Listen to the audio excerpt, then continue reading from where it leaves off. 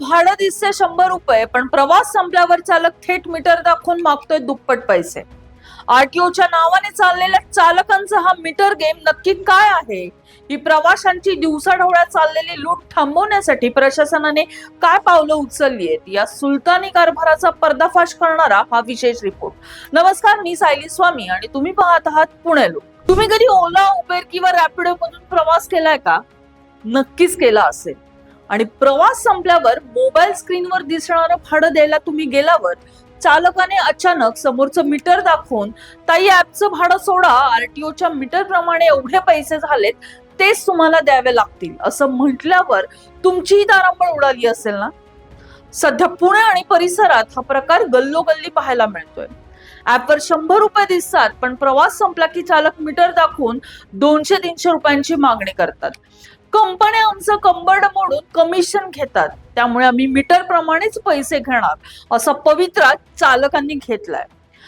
पण हा नक्की काय प्रकार आहे? या सुलतानी आणि मनमानी कारभाराला काही कायदेशीर आधार आहे का, की ही प्रवाशांची दिवसाढवळ्या चाललेली लूट आहे? यावर थेट उपप्रादेशिक परिवहन अधिकारी स्वप्नील भोसले यांनी अत्यंत धक्कादायक आणि प्रवाशांचे डोळे उघडणारा खुलासा केला आहे. काय आहे या मागचं सत्य आपण पाहूयात.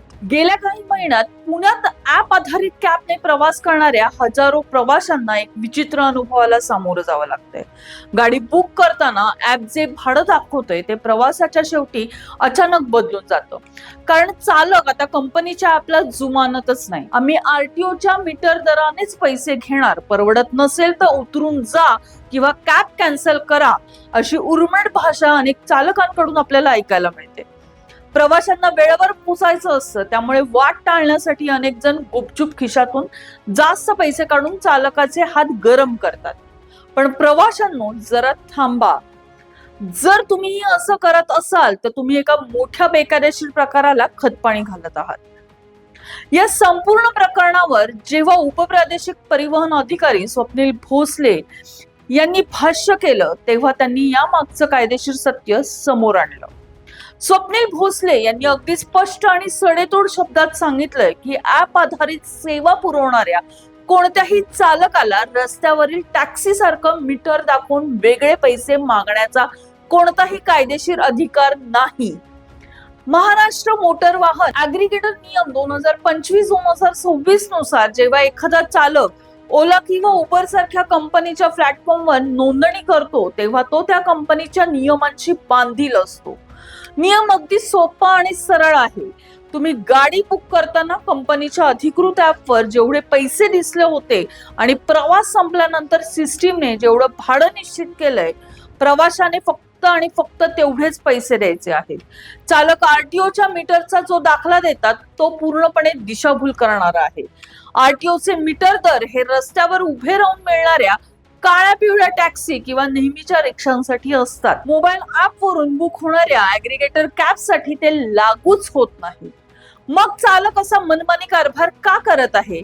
याचं कारण म्हणजे कंपन्यांकडून कापलं जाणारं कमिशन आणि वाढती स्पर्धा. पण स्वप्नील भोसले यांनी चालकांनाही सज्जड दम दिलाय. चालकांच्या हितासाठी नवीन पॉलिसीमध्ये कंपन्यांच्या कमिशनवर 10% मर्यादा आणली गेली. त्यामुळे चालकांनी आपल्या मागण्यांसाठी कंपन्यांशी लढावं, प्रवाशांना ओलीस धरून त्यांची आर्थिक लूट करू नये. आणि जर यापुढे कोणत्याही चालकाने प्रवाशाकडे ऍपच्या भाड्यापेक्षा 1 रुपयाही जास्त मागितला किंवा मीटर प्रमाणे पैसे देण्याची सक्ती केली तर तो सरळ आणि सरळ कायद्याचा भंग ठरेल. अशा चालकांविरुद्ध प्रवासी थेट आरटीओ कडे तक्रार करू शकतात आणि तक्रार सिद्ध झाल्यास त्या चालकाचा परवाना आणि गाडीचे परमिट कायमचे रद्द होऊ शकते. शेवटी एकच लक्षात ठेवा, मोबाईल स्क्रीनवर दिसणारा आकडा हाच तुमचा खरा आकडा आहे. आरटीओ अधिकारी स्वप्नील भोसले यांनी स्पष्ट केल्याप्रमाणे चालकाच्या धमक्यांना किंवा मीटरच्या खेळाला बळी पडू नका. नियम तुमच्या बाजूने आहेत, फक्त गरज आहे ती तुमच्या जागरूकतेची.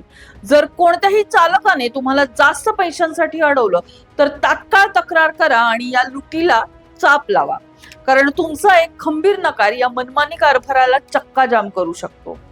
तुम्हाला काय वाटतं या सगळ्या प्रकरणावर? आम्हाला कमेंट करून नक्की कळवा आणि पाहत राहा पुणे.